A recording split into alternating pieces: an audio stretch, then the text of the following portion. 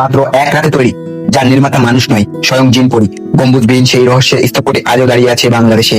আজ আমরা এসেছি ঠাকুরগাঁয়ের ভুল্লির সেই ঐতিহ্যবাহী জিনের মসজিদ।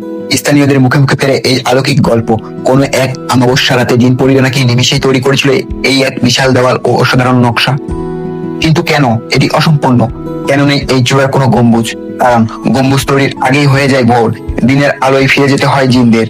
তাই কাজ অসমাপ্ত রেখেই তারা অদৃশ্য হয়ে যায়। সেই রাত থেকে এই মসজিদ ইতিহাসের এক অমর সাক্ষী। গল্প যেমনই হোক, এর স্থাপত্য শৈলী সত্যি অবিশ্বাস্য। হাতে পোড়া ইটের গাঁথুনি, চুন সরকির মট্টান মুঘল রীতি ছাপ স্পষ্ট।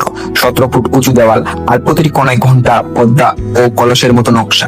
বাবা যায় শতবর্ষ আগে কি অসাধারণ শৈলীতে তৈরি হয়েছিল এই উপাসনালয়।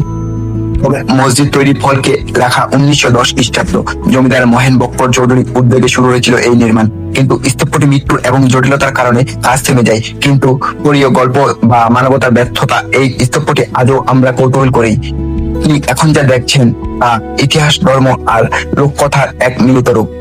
এই রহস্যের কি সমাধান আপনার জানা আছে? এই মসজিদের সঙ্গে জিনের কোনো যোগসূত্র আছে কি? আপনার মন যদি কোনো ব্যাখ্যা থাকে তবে এখনই কমেন্ট বক্সে লিখে ফেলুন, কারণ রহস্যটা এখন অমীমাংসিত। আপনার শহর বা জেলার এমন আরো রহস্যময় জায়গা দেখতে চাইলে আমাদের চ্যানেলটি সাবস্ক্রাইব করে আমাদের ভিডিওটিতে একটি লাইক করে দিন।